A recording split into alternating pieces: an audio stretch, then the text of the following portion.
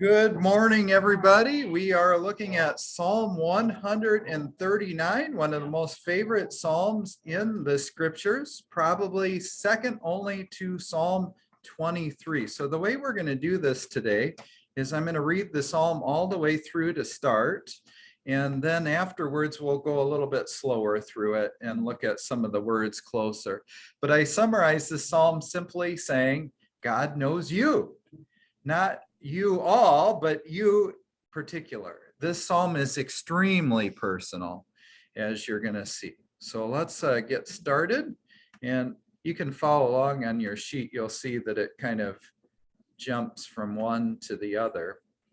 But hopefully I'll get my internet to work here this morning and it'll let me read it. Okay. So the psalm starts, for the director of music of David, a psalm. You have searched me, Lord. You know me. You know when I sit and when I rise. You perceive my thoughts from afar. You discern my going out and my lying down. You are familiar with all of my ways. Before a word is on my tongue, you, Lord, know it completely. You hem me in behind and before. You lay your hand upon me. Such knowledge is too wonderful for me, too lofty for me to attain. Where can I go from your spirit? Where can I flee from your presence? If I go up to the heavens, you are there. If I make my bed in the depths, you are there. If I rise on the wings of the dawn, if I settle on the far side of the sea, even there your hand will guide me. Your right hand will hold me fast. If I say, surely the darkness will hide me and the light become night around me, even the darkness will not be dark to you. The night will shine like the day. The darkness is as light to you. For you created my inmost being. You knit me together in my mother's womb. I praise you because I am fearfully and wonderfully made. Your works are wonderful. I know that full well.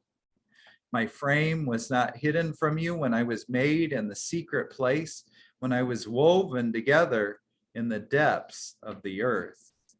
Your eyes saw my unformed body. All the days ordained for me were written in your book before one of them came to be. How precious to me are your thoughts, God. How vast is the sum of them. Were I to count them, they would outnumber the grains of sand. When I awake, I am still with you. If only you, God, would slay the wicked. Away from you, you who are bloodthirsty. They speak of you with evil intent. Your adversaries misuse your name. Do I not hate those who hate you, Lord, and abhor those who are in rebellion against you? I have nothing but hatred for them. I count them my enemies. Search me, O God, and know my heart. Test me and know my anxious thoughts. See if there is no or any offensive way in me, and lead me into the way of everlasting. Okay, so I've got a couple questions for you. You'll notice that the psalm has 4 parts. The first 3 parts are about us and God. So our relationship with each other. And then the last part is our relationship with our enemy. And it's the prayer request that God would deal with the one who's against us. You'll notice there was a real sudden switch and saying, God, I'm innocent. Deal with this evil enemy. So my first question is, how does God transcend all understanding? And on your sheet, I have a picture of Jesus with the whole world in his hands. I have a question. Yes. When he was hung on the cross, Yeah. Was he nailed through his wrist? He would have been nailed, yeah, down here. Yeah. And the reason we know that is because some of the Roman writings about how to crucify a person are still in existence. So, and they were nailed down here. Now, the Greek word for hand, see, when we say hand, we think of from here to here, but hand for them goes down here. Oh. So that's, We had a discussion about yeah. that, So, yep, nope, that would be correct. So how does Jesus transcend? In other words, how is he bigger than our understanding, or bigger than everything else? He made it. Okay, so he made everything? I saw the pictures of the NASA. Oh, yeah, and did it's you like, see that this oh, morning? man. Yeah, And then the guy said 13 billion years ago, and I thought, oh, you have no idea. yeah. See, they're living under the assumption that all this had to come about by random chance, and there's no amount of time that could have passed to make all of that. It's funny, the beauty of the universe is just like the beauty of our own world, and you can see God's handiwork at work. And to me, one of the greatest things that transcends understanding is how God made the sun, the moon, and the stars. And as all of you know, the speed of light, it would take millions and millions of years from the light of those stars to travel from that star to here. And this is the assumption of scientists, therefore, that the world is at least that old. But what transcends understanding is that God can make light travel instantly from millions and billions of light years away to this place. So to me, We have no, we can't comprehend. yeah, we cannot comprehend it, but yet people try to comprehend God's creation. And I don't think it's bad to try to figure it out. I have nothing against it. But when you try to figure it out against what God has said, you're going to strike out. Yeah. You're going to be wrong. And the bad part about science is they're burning up our ozone, Mhm, going up into space mhm, mhm. So on the satellites. yeah, so the transcendence. So God is, I've often said that God's pinky finger is able to crush the world. He's so beyond us. But yet the next question, how is Jesus personal? Or how is God personal? It's personal to us. Yeah. So he's willing to say, let there be light. He's willing to, because no, right from Genesis, notice that the word in Hebrew for God created the heavens and the earth. In other words, that's kind of the transcendent word. He just, boom, and here it is. But then when he came to made man, the Hebrew word is not God created man, but the word is he formed it. In other words, he took his hands, and it's the same word used for forming clay. So notice how personal God is. He's willing to get his hands right in there and make us look the way we look. And so he's willing to be involved in their every being. And that's kind of what this psalm is about. So let's go back and look at it a little bit closer. Look at verse 1. You have searched me, Lord, and you know me. So you searched me, Lord. In other words, he's willing to put his eyes right in where we're at. You know me. And in the Bible, whenever it uses that word to know, this isn't know like know a few facts about somebody, but it's he knows everything about us. It's a very intimate knowing. And in fact, in the book of Genesis, do you remember the word for sex in the Bible? It's tada, or to know. Adam knew his wife. And how do we translate that usually? Well, they had sexual relations. To know means you know fully. So not that God knows us sexually, but it means that he knows us fully in every way. In fact, a good marriage relationship, what should it be? It should know a person fully. It's to be not just an acquaintance or a friend, but the best of friends.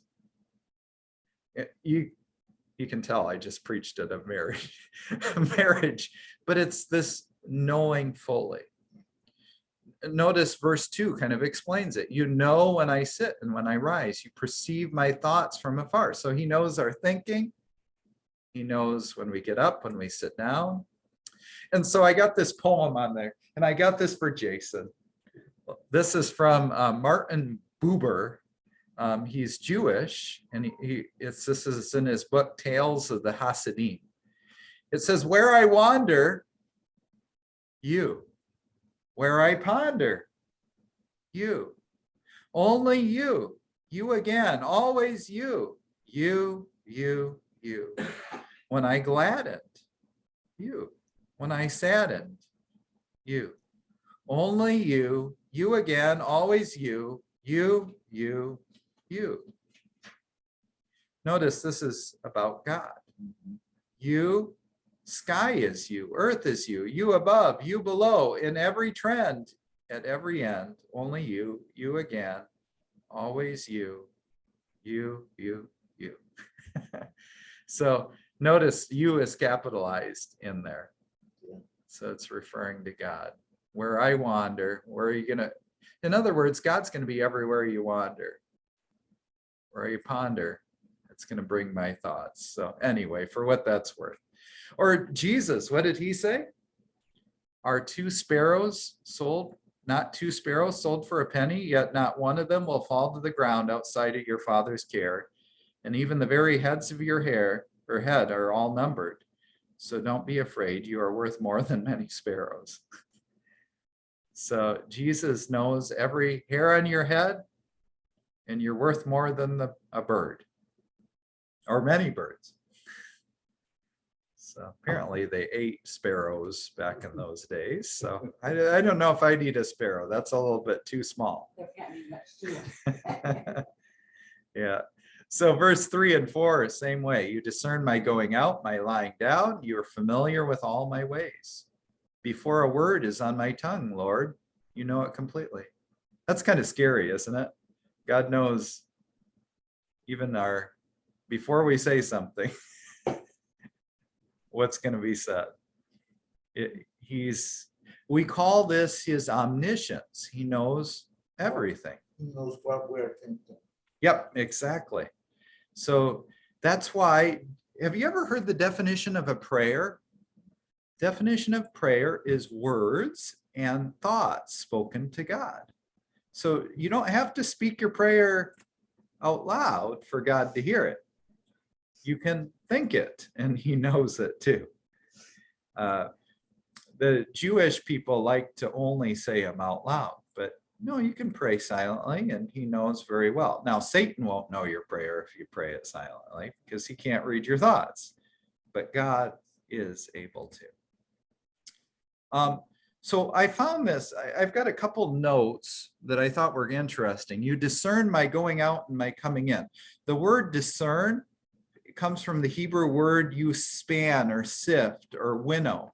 And good grief, I'm not old enough to know this, but if you winnow grain, yeah, or sift it, you're getting the grain from the stalk, so you winnow it apart. In other words, you break things down. So God doesn't just know the words or the content, but he knows the motivation behind it, the nefariousness, I don't know what word to use, our good thoughts, our bad thoughts. You measure it off. He can read us totally. So what's good about knowing God actually knows this, that he's in control? Let's just talk about that.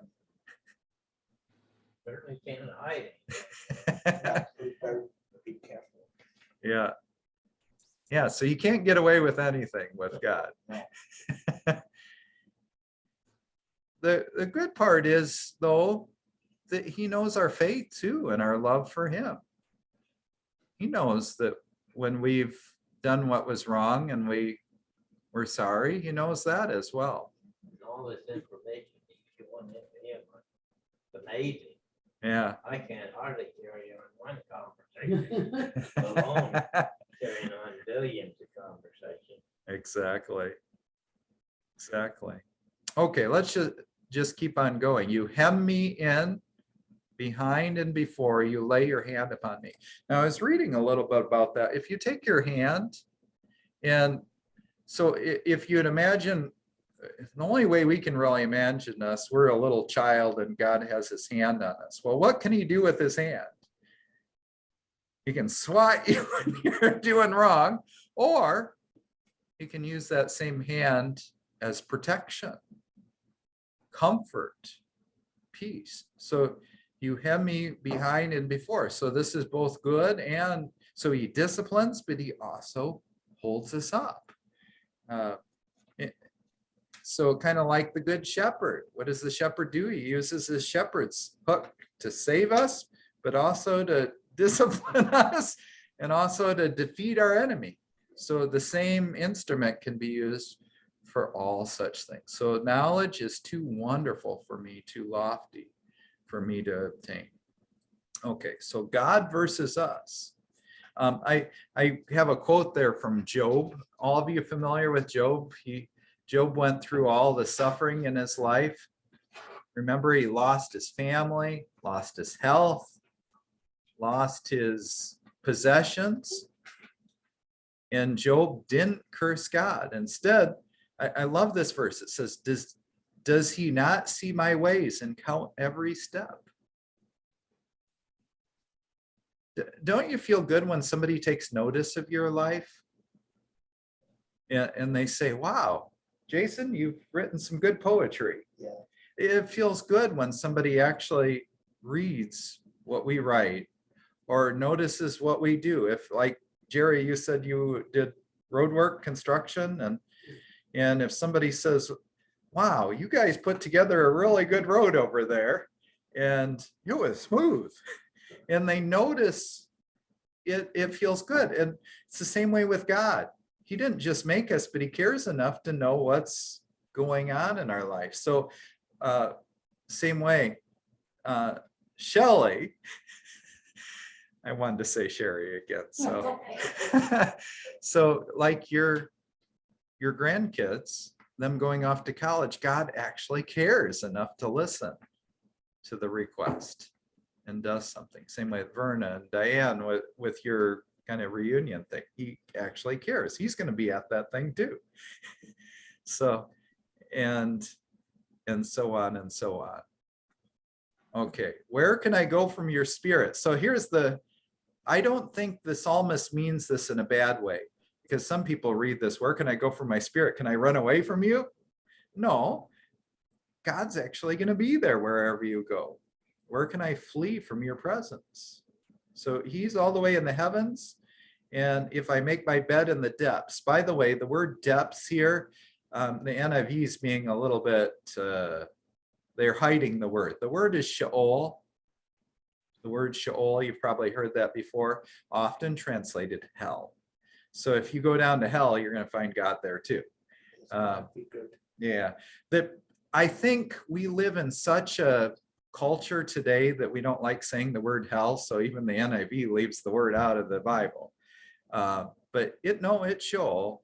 When we go down in the dark, shadowy places, God is there. So, and you've heard the next slide I have there, doctrine of the Omni Presence. So in other words, God is everywhere. We are only at one place at a time, but God is everywhere. So you can't,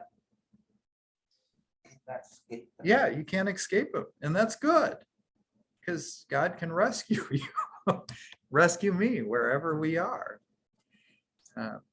So now that can be scary, because we need know we need to give our sins to God, but he does take care of us. Okay, I want to jump ahead. Wow, maybe we'll have to finish this psalm up next time when I come back. But I do want to, wow, time flies while you're having fun. Yes, it does. It does anyway. Yeah, this is true.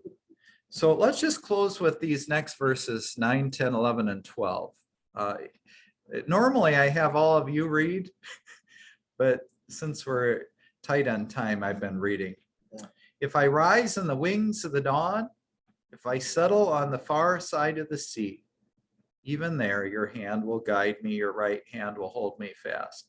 Now this is metaphorical. Last time I checked, you can't get up on the dawn and go for a ride. That would actually be, that's kind of, who was it? Was it Buzz Aldrin or what's his name? Shepard? That he, when he was in the Apollo mission, he said that this is the first time a man has seen what God sees. Do you remember that? That's an interesting quote. I think of Alan Shepard, but then John Glenn too. Yeah, John Glenn. It was one of them that when he looked out the window, he said, because I was watching some documentary, and he said that now that man can look from God's perspective. I mean, it was, and that's kind of what this is. If you're right, when I saw that picture, I thought of this verse, I rise in the wings of dawn, because they could see the dawn and the dusk all at the same time, and we're riding it. So is this psalm looking forward to space travel? Because that's not metaphorical, that actually happens. So God is there. Think of eagle's wings or something. Yeah. Or I settle on the far side of the sea, anticipating the travel around the world and in great ships. Because it was absolutely scary for Columbus and Ferdinand, some of these early explorers to travel across the ocean, or the Norwegians. I mean, you could die. I mean, they didn't always make it, but even God is there on the other side. At that time, they didn't know what was. Yeah. ahead of them. Yeah, you might keep sailing and never come to an end. I mean, they didn't know, but the Psalm says, no, God's on the other side too. He's always there. If I say, surely the darkness will hide me and the light become night around me, even the darkness will not be dark to you. The night will shine like the day, for darkness is as light to you.